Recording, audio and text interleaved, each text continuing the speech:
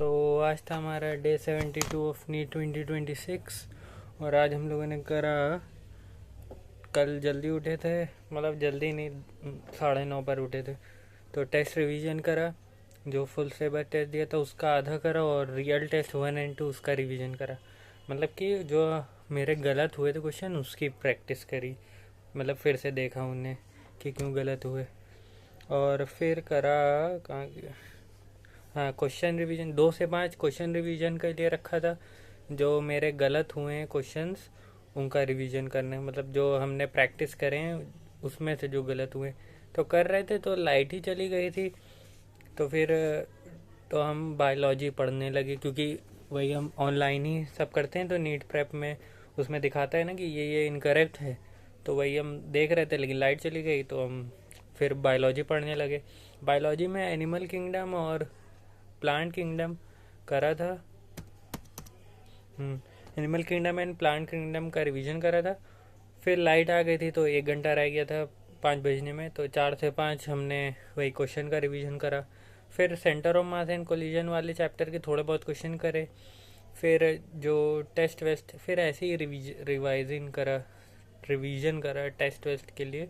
Electrochemistry revise करा और बस। और जो उसका जो सेल वाला पार्ट है वो वाला जो लास्ट में वो रिवाइज करा, एंड जो फैराडेस लॉ है वो करा।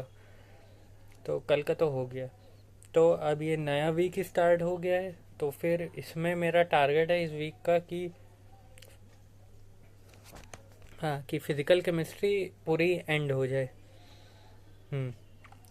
2 चैप्टर सिर्फ रह गए मेरे, chemical kinetics and atomic structure. तो इस वीक का यही 2 चैप्टर है, प्लस मॉर्फोलॉजी, हाँ, मॉर्फोलॉजी एंड और फ्लावरिंग प्लांट्स वो। तो इस हफ्ते 3 चैप्टर का टारगेट है, chemical kinetics, atomic structure and morphology. Chemical kinetics काफ़ी इंपॉर्टेंट चैप्टर है, मतलब कि उसमें से तो क्वेश्चन आते ही, मतलब ये दोनों ही इंपॉर्टेंट है। मतलब कि ज़्यादा क्वेश्चन इंपॉर्टेंट तो सब है, लेकिन जो ज़्यादा क्वेश्चन है वो इनसे आते ही हैं। मतलब कि तुम ये नहीं कह सकते हो कि शायद इसमें से ना है, ये वो ऐसा वाला चैप्टर नहीं है। जैसे इस बार फिजिक्स में लॉज ऑफ मोशन से कोई क्वेश्चन ही नहीं आया था, और शायद प्लेन से भी नहीं आया था।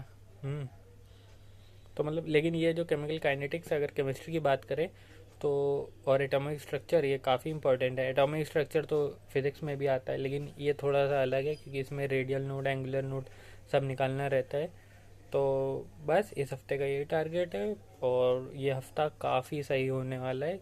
मतलब कि करने वाले हैं 10 घंटा रोज़ पढ़ाई करेंगे और रोज़ जल्दी उठेंगे। तो बस आज के लिए इतना ही, मिलते हैं कल।